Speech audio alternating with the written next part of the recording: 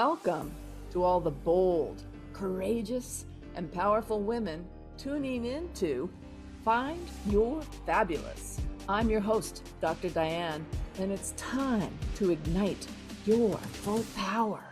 Are you ready to embrace your talents and worth and unleash the wise goddess within? I've got the information, inspiration, and revelation you need to ignite your personal power so you can stop playing small and reclaim the passion and purpose that we all hold within us. Connect with other powerful spiritual women who yearn to be fully expressed. The world needs you. Full power. Let me guide you to find your fabulous and ignite your inner goddess. It all starts now on the Find Your Fabulous show. Hello, everyone. I'm Dr. Diane Garrison, and you are listening to the Find Your Fabulous show on Transformation Talk Radio.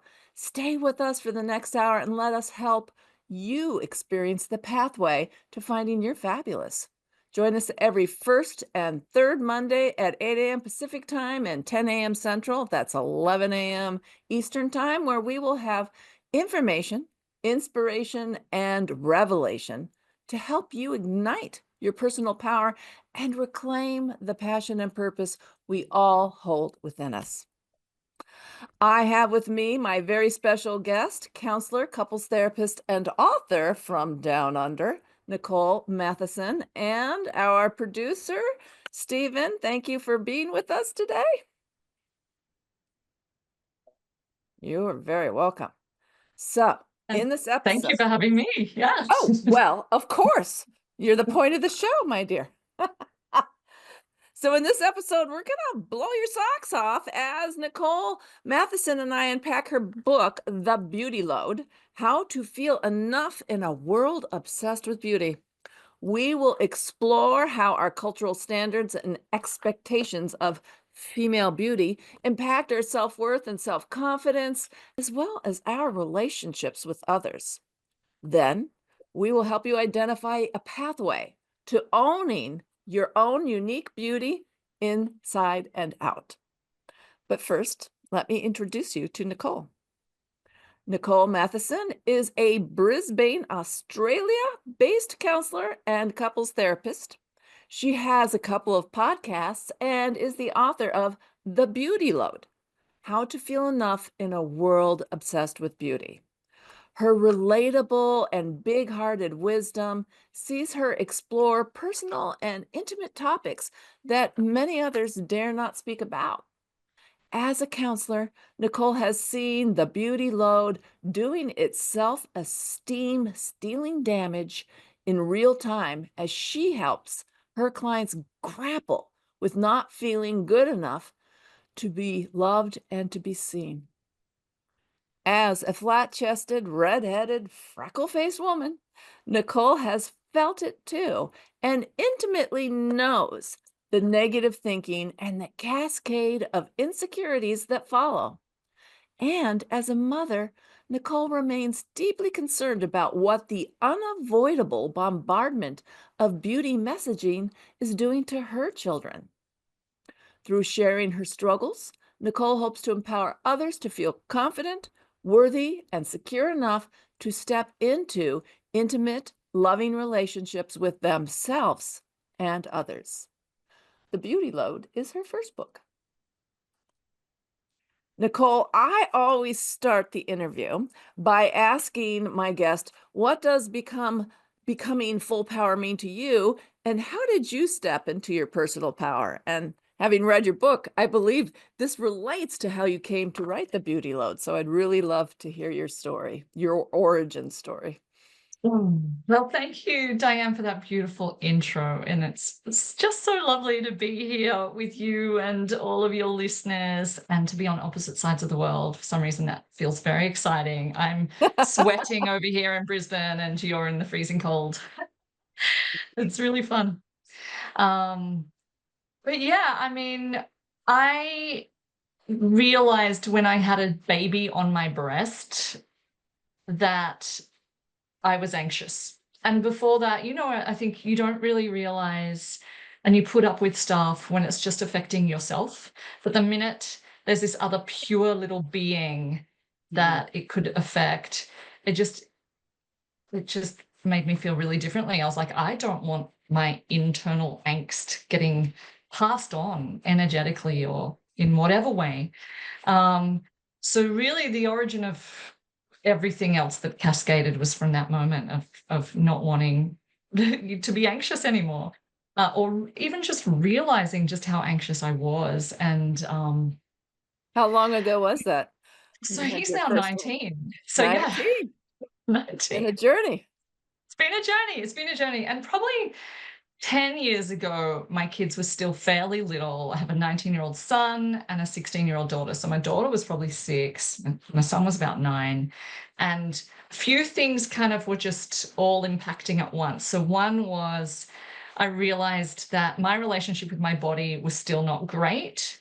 And I had this idea that after breastfeeding and being pregnant and seeing my body do these miraculous things like nurturing children, that I'd have a different respect for it. And I kind of did, but I was still very like, ugh, and I think body changes after pregnancy and Oh, yes, it childbirth does. and all of that. So I was like, okay, that wasn't the miracle cure that I was hoping for. I don't know why I thought it would be, but I also had little kids that were soon heading into teenagehood, and I was acutely aware that the messaging hadn't improved since I was a kid, and they were exposed to probably even more of that, um, of the pressures of the toxic messaging, and just like, oh God, how do you manage that as a parent? How do I protect my kids from that?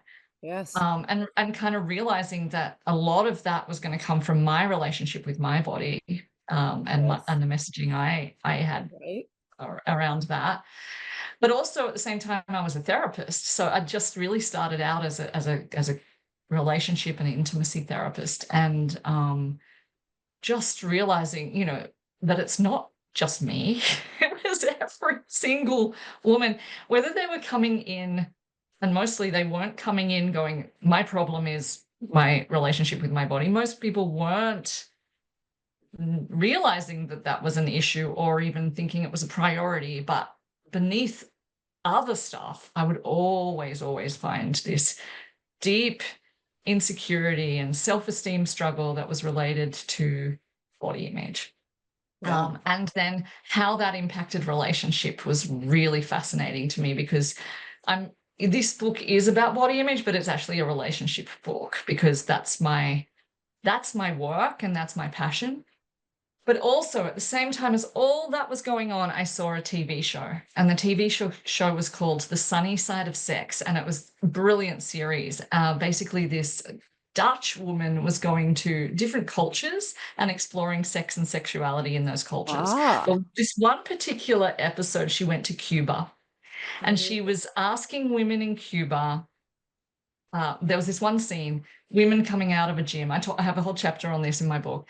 Women were coming out of a gym, so they were all hot and sweaty in all shapes and sizes in their gym clothes. And she said to them, "Are you sexy or are you beautiful?" or something like that. And all of the women, 100% of the women, started just sort of gyrating in their bodies and going, "Hell yeah, I'm sexy."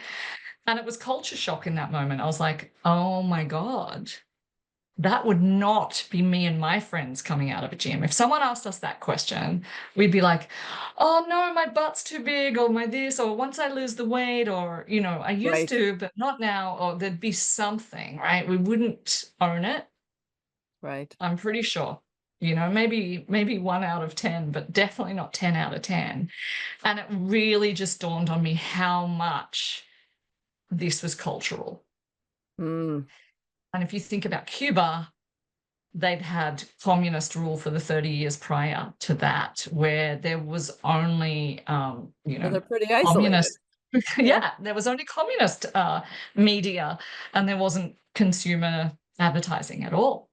So they weren't exposed to people trying to make them feel insecure to be sold to. Mm.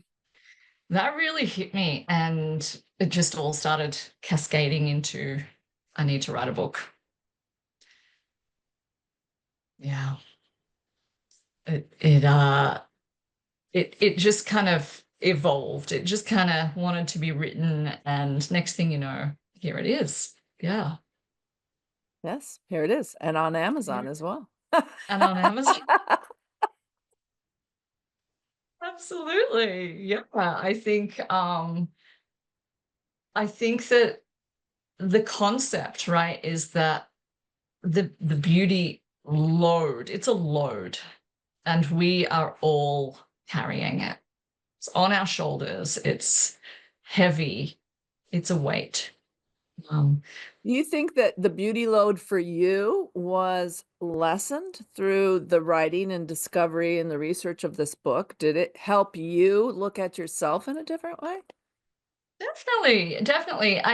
I am very keen to point out that I don't think we're getting rid of the parts of us that get triggered or have moments, because especially as we're aging in a world that's obsessed not just with beauty but with youth. You with youth, right? Um, so there's moments, but I think that it's definitely given me the tools to manage those moments, to deal with those moments, and to know what to do with it. Yeah. Yes, powerful. Mm. Absolutely. Yeah. Yeah. I think finally, I'm turning 63 in a couple weeks. It's like, and I'm really more about being pleased with what I see in the mirror for me, to be funky and fun and playful. And, you know, I'm not comparing myself to women anymore, but that took a hell of a long time to get there. Right. I can't That's even tell it. you the date finally dawned on me. Why are you comparing yourself to anybody else? There's only one you. So beautiful to hear, though. Love Yeah. that. Yeah. So, Nicole, we're going to be heading into a break. Yeah. You are listening to Dr. Diane and the Find Your Fabulous show. We're going to take a quick break. And when we come back, Nicole and I will continue to unpack her book, The Beauty Load, and what this means for our own self-worth. Before we go to break, Nicole, how can our listeners reach out to you and get their hands on your book? Well, they could go to my website, which is Nicole Matheson. That's Mathieson.com. They could find me on Instagram, Nicole.Matheson. But my book is Amazon, Kindle. I actually just did a little Google on all the American bookshops because I don't even know what shops you have, but Howells, Barnes and Noble, and BAM all have my book as well. So it's there. Fantastic. Yeah, And we will put the link to Amazon on the podcast description when perfect. goes Thank up you. on replay. And for all things fabulous, including my coaching services and free empowerment resources, you can check out my website at fullpowerwomen.com. And now, stay tuned. We'll be right back after a short break.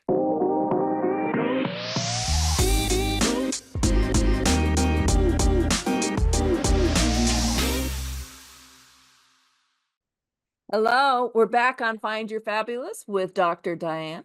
My guest today, Nicole Matheson, Australian counselor and couples therapist. And we are exploring her book, The Beauty Load, How to Feel Enough in a World Obsessed with Beauty. So, Nicole, let's unpack this concept. Just what is the beauty lobe and where does it come from? All right. So let's start with what it is. Um, So yeah, as I was sort of saying before, it's a load. It sits on our shoulders. It's heavy. And what I mean by that is maybe your listeners would be familiar with the concept of the mental load or the emotional load. So this is this invisible load of constant kind of thinking or planning or plotting or energy that is maintaining the flow of life and family and often kids. And it's mostly carried by women, but not always, right? So sad to say, I'm suggesting there's another load on our shoulders. And this one is another invisible and constant load, but this time it's about that anxious hum and pressure about how we look, about our body, about whether we are beautiful enough, pretty enough, whether we fit in, whether we align with all of the standards. And I think that it can take us in two places, right? It doesn't always result in insecurity and sense a feeling of shame. Sometimes it can take us to grandiosity, where we're like, okay, in this moment I'm fabulous and I've got the tan and I've got the whatever, and I can feel better than. So there's a grandiosity, or there's a sort of, oh, I'm not enough. And often that not enough is like a sinking feeling of like somewhat like an embarrassment, or this drive to constantly pour energy, money, time into the work of beauty. And the work of beauty, encompasses a lot. But most of all, it often just gives us that feeling that we're not enough just as we are, that we Right. need something, or we need to compensate in order to be enough. And we can compensate in many ways. It's not always the beauty work, right? It could be giving more and people pleasing, or just lack of belief in self. The beauty load often relates to things like our size, our weight, our skin, our hair, our shape, our clothes, our style, our age, signs of aging, whether we fit in, whether we're appropriate. Am I too much, too little, too sexy, too zipped up? It can relate to fashion and staying on trend, skin color, race. Like it is So there's these intersectional. standards of beauty, Right. So the right? Like this standards of tall, beauty. thin, blonde, blue-eyed white Yeah, woman. that's right. And Yeah, we're all supposed to fit into her airbrushed particulars. that's right. That's right. And so, and it can change from culture to culture, I think. It's slightly different over in Europe, and then in Brazil, and then in Japan, right? It's slightly different, but anywhere where there is consumerism, where there is selling of products, there is going to be a sense of a beauty load. But I do think in our Western cultures, that Australia, the US, the UK, English speaking, there's a sort of standard that is very sort of white, Caucasian, tall, slim, blonde, But curvy that, and fit. but also, yeah, so it changes all the time. And at the moment, I spoke to an anthropologist about this on my podcast, and at the moment it's like you want muscles and you want to be ripped, but you also want a curvy butt and breasts. It's like nearly impossible, right? We Yeah. can't all be J-Lo. Just not possible. That's right. That's right. J-Lo. Yeah, she kind of has that. Yeah. But I believe that it's insipid and inescapable in the cultures that we exist in patriarchal Western capitalist societies, that you will feel it as a The woman. You can't escape bombardment it. of these Yeah. images is Yeah. nonstop, whether Yeah. it's TV commercials or the stars in our favorite That's it. shows That's it. or all the social media images and of course magazines, Yeah. But right? social Were media there just before makes social it, media, It's just, yeah. oh, social media makes it worse because now there's these influencers that people want to be like who are making money after us wanting to follow them. But they have filters on as well. Of So course that, they do. and fake photos and all of that stuff. Um, and they say that we're exposed to something like 10,000 images of ideal beauty per day. Holy And that's moly. just an estimate, of course. But, and some of the studies that I wrote about in the book are really quite sad. It's like girls as young as 3 are Mm. choosing from like a couple of cards to choose from. They'll choose the skinnier or the whiter or the whatever, and yeah, it's heartbreaking, right? How young we are when we're exposed to this. Yeah. Yeah. And to me, Um, yeah. sorry. You go. This kind of connection between patriarchy and capitalism is like undeniable, right? Yeah. So the patriarchy wants to keep women controllable, and if we judge them by impossible standards, that'll make us weak, low self-esteem. We're not going to stand up for ourselves, so that's good. And then the capitalism marketing comes in to sell, sell, sell, sell, sell. I mean, how many different beauty products are there, from fashion to makeup to Botox to this, that, the latest thing? Chair yoga is all over Facebook right now. I'm like, I don't want to see this anymore. Because get a hot body with chair yoga. Come on, grandma, get a hot body with chair yoga. It's like, I'm still doing new regular yoga. I'm okay. Bye. Yeah, But yeah. Oh, look, it is. It's just it is a bombardment, like you say. It does not stop. It doesn't stop as you age. Like it's like anti-aging, wrinkle-free, lift, tuck, whatever. And I just think it is the toxic water, the toxic air that we breathe. yes, So I suggest that we need to get really clear what that messaging is, and that it is separate to us, and somehow have a kind of protective layer between right. Get us and smart with it. They're trying get to that's influence right. me. They're trying to basically brainwash me so I will buy their crap. That's right. That's right. And And I don't have to fall for that. But, we'll get into this later. If you don't yeah, have any self-worth, it's pretty hard to do that. that's right. Really hard. Really hard. And I'm not suggesting, and I think it's really important to say, we're not suggesting don't do the work of beauty, don't do the adornment. It's fun. It's part of being feminine, of wanting to Jewelry, be yes. pretty and prettify stuff, right? But it's more about what that internal relationship with self is like. That's what's important. Like what a Right. strong Are you foundation. adorning yourself to please yourself, or you're adorning yourself because you saw that on a social media post and you know that this particular thing is hot right now? It's kind of like what you were saying. Like you now look in the mirror at the age of, I think you said 63, Mhm.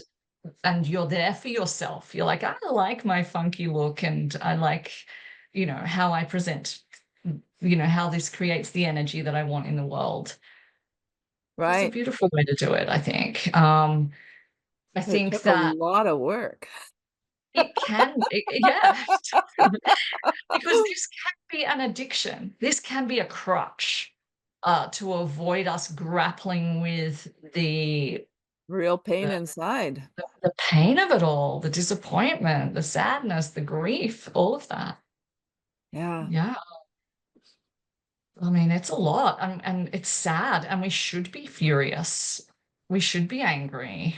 Oh, I when I had that quote of like, we are supporting a $621 trillion fashion industry. trillion, trillion. Trillion. And and they keep on changing every year. So okay, this is retro 60, so now we have to go to something, no, so that you can never be in fashion. It's not going to stop. No, it's the goalposts keep moving. Um, and it's insatiable. It is insatiable. And so if you go down that path and you commit to that, it is all your earnings, all your time, all your energy in the work of beauty. It's just, Yeah.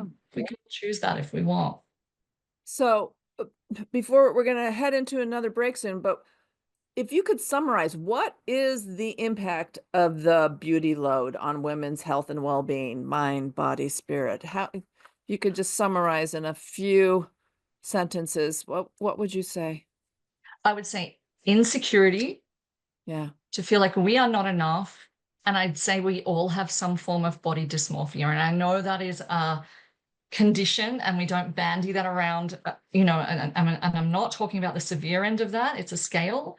But I suggest the beauty load gives us all body dysmorphia. And what by that, I'll explain this more. I mean, we're looking at ourselves through harsher eyes. Right.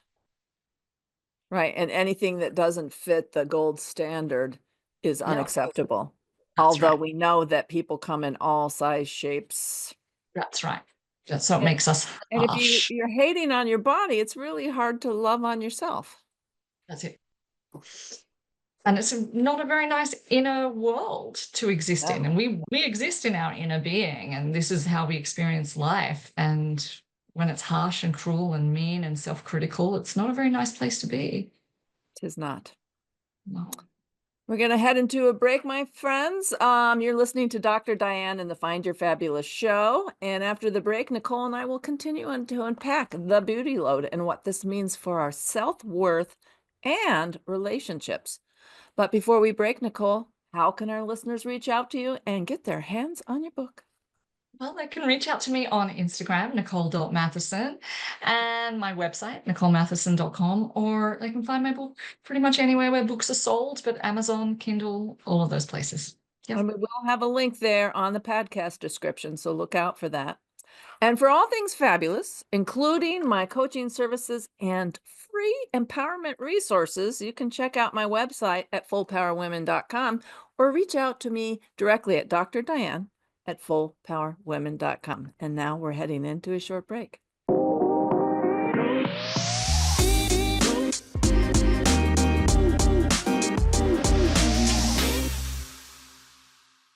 Hello, dear listeners. We're back on Find Your Fabulous with Dr. Diane and here with my special guest, Nicole Mathesion, Australian counselor and couples therapist. And we are exploring her book, The Beauty Load, How to Feel Enough in a World Obsessed with Beauty. So, Nicole, we know the beauty load has a huge impact on a woman's relationship with herself. But let's dig into the impact on relationships with others, especially purposeful, intimate relationships and marital relationships. Yeah, well, I mean, I think actually, Diane, this is the reason I wrote this book, because the beauty load, for me, I wasn't a severe case of being like super like worried about the way I look. It was just a niggly insecurity like it is for a lot of people, right? But I think where it really impacted me was my internal trust and faith in myself as being attractive, Mm. as being worthy of love. And I'm talking in those formative teenage and young adult years where you're stepping into those first encounters, Yeah. of dating, of relationships, of sex. And for me, that was really horrendous because of my insecurity. And so what happened for me is I felt like I had to compensate. I Mm, felt like I had to offer more. And by that, I mean, sometimes putting up with stuff that was stuff I shouldn't have put up with because of my insecurity. sure. For me, also, it meant I found my confidence in alcohol and in Oh, I know that and drink. it yeah, right. Right. I mean, I was a child in the 90s, and it was a bit wild back then. I mean, I was going through this in the 90s. I wasn't a child. I was a young adult teenager, end of teens, young adult in the 90s, and it was wild times. But for me, I was that whole experience of trusting myself was happening through the wrong pathways, because I just didn't have the internal confidence to believe that I was attractive, Mm, right? yeah. The shame, the stories I was telling myself, none of it was true. Like it was all just a translation of the messages I was interpreting about ideal beauty, about what I'm heterosexual, so it was about what men and boys found attractive, and oh, I don't have that, therefore, so it was very simplified, very negative, and created so much insecurity for me that I navigated it very uncomfortably. And I think that's why I feel like this book had to be written, because this was my foundational relationship experiences. This Mm. gave me things that I had to unpack in therapy for years, like because of the Right. way I launched into relationships without self-esteem, all due to that messaging. And I feel like we often project our insecurity onto our partners once we're in a relationship. Like we do that in dating. Right. Like dating, we're like, I've had clients who are like, I am not going to date because no one will find me attractive, because I'm overweight, or because I'm this, because I'm that. And they just protectively shut down the whole, idea of it. Whole thing. So Yeah. so as not to get rejected, because they've got parts telling themselves they're not good enough because of the Right. way they look. So I think dating is a place where it really is present. The beauty load is on steroids. But I think that it doesn't go away when we find ourselves in intimate relationships that are more stable, right? I noticed in myself that anytime I felt insecure, I would project it onto my partner. Like this is Yeah. before I'd done my healing work, obviously. But things like if I felt a bit jealous, or if yeah, and there's a story I talk about in the book where someone mentioned my husband's ex-girlfriend, and my interpretation of it was she and a lot of my insecurity, sorry to just segue here, was about not having breasts and having the idea that men found breasts attractive, right? So it created a storm inside me. And someone mentioned my husband's ex. She had better in inverted commas breasts than me as far as I was concerned. So he must want to be with her still because of the breasts, Mm. right? Right. So you jump to that conclusion and then Jump, treat him jump as if there, he's having these thoughts. as if he's not having these thoughts. Like, um, yeah, luckily I was able to communicate that to him, and he was able to reassure me, no, no, your breasts are just fine, honey.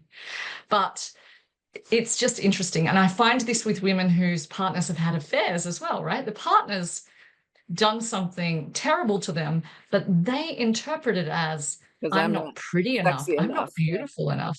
They've gone for something more attractive. And it's just interesting, isn't it? Like Mhm. we turn this into a negative about ourselves because there's a vulnerability there because of all the messaging. It's a crack where the vulnerability can get in. Yes. Even if it doesn't bother us constantly, 100% of the time, when there's a vulnerability, whoosh, it's in, I just think right? of like all the, it's like a stereotype. A woman tries on something from her closet, doesn't like it, tries on something else, then Uh-huh. asks her husband, "Honey, does this look okay?" And no matter what he says, it's not the right answer. Exactly. And he goes, Exactly. "You don't think I'm attractive. You don't think," you know, That's when it's that's all the about projection. our own insecurity. Totally. Totally. And then I think, Diane, we need to actually go to the question of sex, right? Ah, So if you're feeling the juicy insecure topic about no your one body, wants to talk about. this is one of those, right? But if you're feeling Absolutely. insecure, if you're feeling like, oh, well, this happened to me, right? No one's going to like my breasts. And then if I get into a sexual intimate situation where a young man touches that area, I'm triggered instantly. They know my secret's out. Oh my God, that was a padded bra. Oh my God, but if you're feeling like your butt's too big, if your tummy rolls, if your like skin's pimply, I don't know, whatever it is, and you're in that intimate moment, that does not improve our capacity to be open and Oh, intimate. and It it does quite makes the opposite. women not enjoy what's supposed to be so enjoyable and What get into can some be, of that yeah, faking it, right? But it becomes because you're so performative. stiff and he thinks I'm fat, he thinks I'm this, he thinks I'm, We're totally in our heads. We start having to perform sexuality and sex because we're not in our bodies.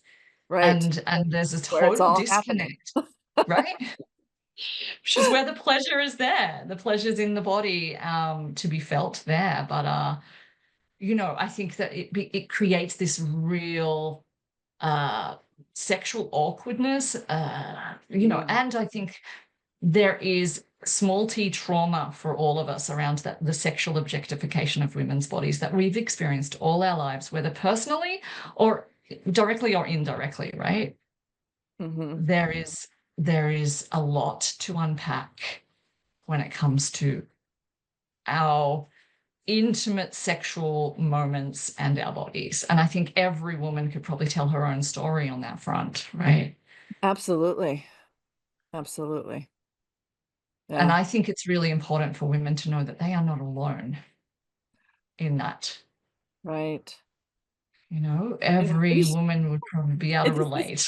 thought just popped in my head, about the quite overweight neighbor next door out mowing his lawn with the big belly hanging out there, topless, and we're afraid to show, they're completely comfortable in his body that nobody would Right. call, fit or beautiful, and yet we torture ourselves like nonstop. Absolutely. But that comes back to the patriarchy, right? So men for thousands of years have been valued for their intellect, for their ideas, for their input into society.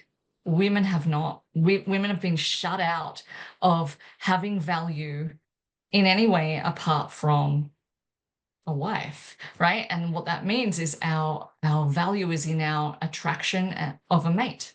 Right. Absolutely. We are It's heading different. into our last break here, Miss Nicole. Wow. I'm Dr. Diane, and you are listening to Find Your Fabulous on Transformation Talk Radio. And we're going to take a quick break. And when we come back, Nicole and I will continue to unpack her book, The Beauty Load, and what it means for our self worth and relationships. But before we break, Nicole, once again, tell our listeners how they can reach out to you and get their hands on your book. Well, really, the best way to reach out to me is on Instagram. I do like Instagram, so come on over and say hello. It's at Nicole.Mathesion. Don't forget it's IESON. NicoleMathesion.com is my website. My book is available on Amazon. Yeah. Beautiful. And to learn about my coaching services and free empowerment resources, you can check out my website at fullpowerwomen.com. And if you missed any information on this show or any other, you can also find on my website all the replays so you can get access to all the episodes. And questions, want to chat? Just email me at drdiane@fullpowerwomen.com. And we are heading into break and we'll be right back.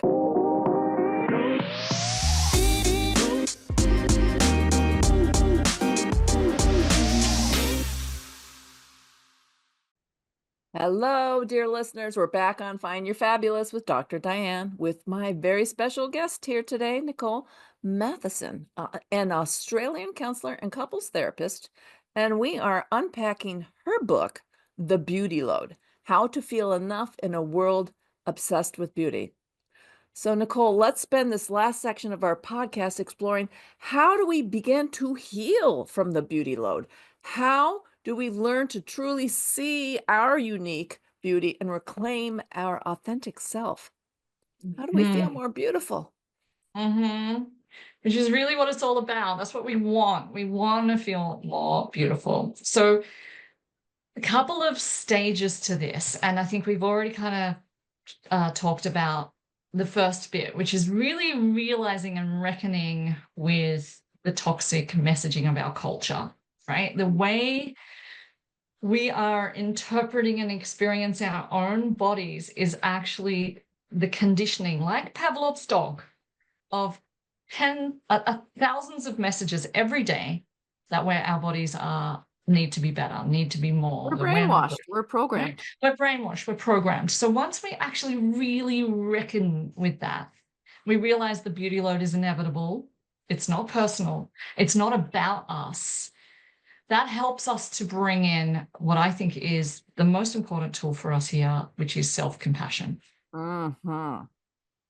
I think that self-compassion is the antidote, is what's going to help us get through the angst of body image, beauty load, yeah, insecurity. And just developing a relationship with ourself, period. Yeah. Because of patriarchy and the programming around that, we are taught to believe our job on this planet is to take care of others. And, taking care of ourselves is just selfish. And so Mm. that's why everybody, women burn out, especially during menopause. It's like you've given it all away. There's nothing left. And that That's self-compassion is recognizing that if you can give compassion to others, don't you have the skills to give it to yourself, and aren't you worthy of it? But that's another layer of programming, right? To focus on that's ourselves right. as selfish. That's right. That's right. Over That's that, right. it's like all these layers of why we're not allowed to own ourselves. Exactly. Exactly. So there are layers. So I love that you've said that because, we can come across parts of us that don't want to or don't feel comfortable being kind to ourselves, being gentle with ourselves, being understanding with ourselves. But I think that that's all part of the unpacking of it. That's normal. There's going to be roadblocks. But I feel like insecurity, what I mean by self-compassion, right, is twofold. One, let's actually be kind to ourselves like we would be a good friend, right? There's that. But internally really matters, right? And I love IFS and parts work, Dick Schwartz's work, which basically means that we're going to have parts of us that feel insecure. The insecurity is a part. It's not necessarily all of us, right? It's Right. not me. It's a part of me that is wanting to keep me safe in some way. It has good intent. It doesn't want to screw my life up. It might be screwing my life up, but it doesn't want to. What it wants is to keep me safe by making sure I toe the cultural lines, right? And this is an important part of staying safe. And it makes sense. So once we're compassionate to our insecurity and we create a relationship with it, then we can start bringing that in those moments. Like I said before, like I'm not here saying I've never had another insecure moment in my life because I've written this book. It doesn't work like that. Yeah. Sometimes I look in the mirror and I've got new wrinkles and new saggy bits and I've got new grays, and the aging is is constantly moving faster than I can keep up. So, those moments happen, but I no longer meet it with, oh my God, I'm awful, I'm unworthy, or whatever it is that the insipid self-talk would be for.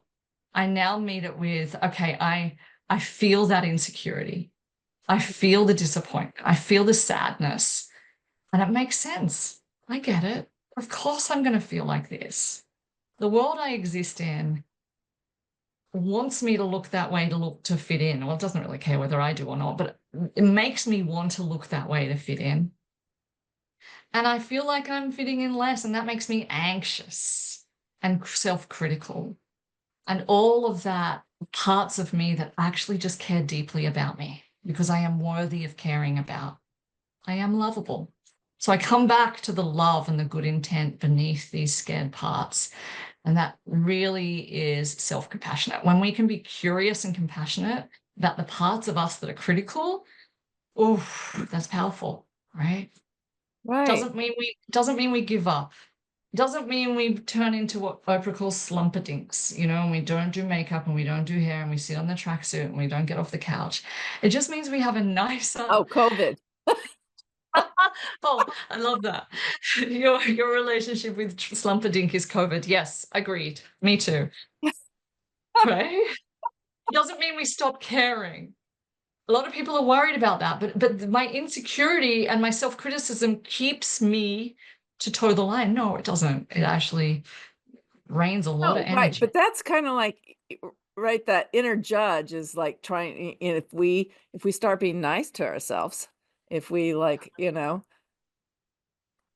start having compassion and tenderness, then everything's going to blow up. But the truth is that, that I call it our inner bully, our inner mean girl. She's a little girl who Exactly. needs our love. She's trying to protect us because she was so hurt as a kid, and she just needs some love and acknowledgement. And when you can recognize that, you call the parts or the protective parts, or we can call it the inner children. You can call it anything you Yes, all want. of that. There's lots of names. But we have these inner wounds that now are like, think their whole mission is to keep us in this, very rigid lines of what's acceptable. And when we find out that, well, actually, that's no fun. And Mhm. I can be kind to myself because I'm pretty Mhm. awesome and I deserve, you know, my own love and kindness. Things go smoother when I do that. 100%. 100%. Yeah, that's exactly it. That's exactly it. And I think that one of the tools, I actually have a guided meditation for exactly this. But basically, I believe that what the beauty load creates in us is a way of looking at ourselves as though from external, judgmental, mean girl eyes, right? It's as though we're looking back and just seeing this external. And we judge ourselves and we criticize ourselves from that lens. But I believe we need to bring our point of view back into our body, into our heart, and see Yeah. ourselves from the eyes of our heart. And our heart is all about love All about love. and how it feels. It's about how it feels, not how it looks, not how others see us, but how it Right. feels to be alive inside our body. Right. And And that's what it's so matters. interesting that we can see that inner beauty shining forth in other people, that Totally. we care about. And yet we have like these blinders onto ourselves. It's funny. In COVID, because what else do you have to do? I wrote an ebook on a method, basically the Buddhist self-compassion method of practicing being nice to yourself. Because without that structure, we're like, how the heck do I do that? So it gives a beautiful little structure. And I think I'll pop that up on our description too, so people Yeah, can. do. And there's a guided meditation in there to take you through, because it helps to have a structure at first. Like, so if you Definitely. can't, don't have the availability, go out and get a fabulous therapist like Nicole or myself, that, Yeah, there are ways that you can begin doing this work that totally. just require time and the commitment to be kind to you. That's it. I love that. And that would be a really useful tool. And I just want to also mention I created a self-guided course for people to Mm, go from insecurity to body confidence, it's called. And beautiful. it's basically about how to find that self-compassion that's really focused on our bodies. Um, Beautiful. so a bit of structure there as So well. check it out on our website.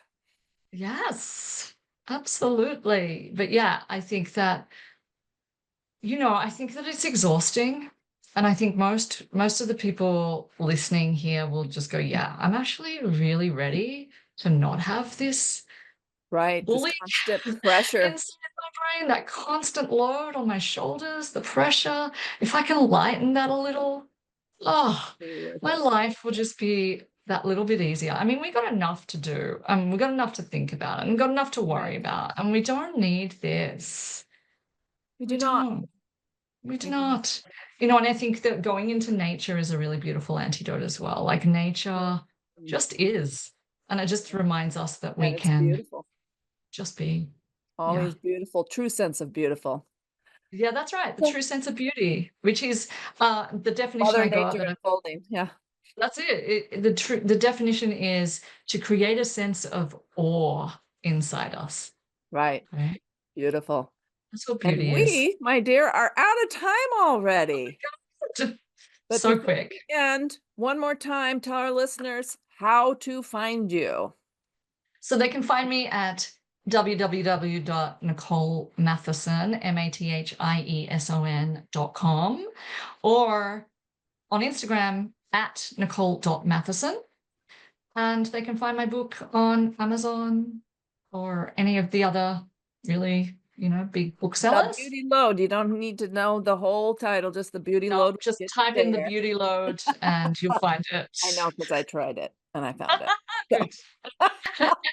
And to find out more about my coaching services and free empowerment resources, including this beautiful self-compassion book, you can check out my website at fullpowerwomen.com or reach out to me at Dr. Diane at fullpowerwomen.com.